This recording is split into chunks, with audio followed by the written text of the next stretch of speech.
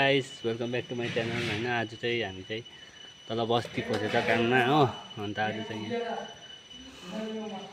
हाम्रो काम गर्ने जग्गा चाहिँ यो हो। यहाँ हुँदैछ काम, तर तपाईँको पछाडि चाहिँ खेत रहेछ, धानको खेत रहेछ।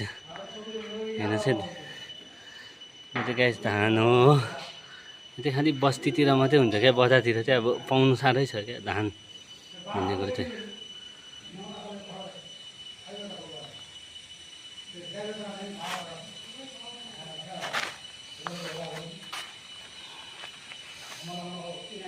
यो त धान हो। सिनहरू चाहिँ यस्तो छ है।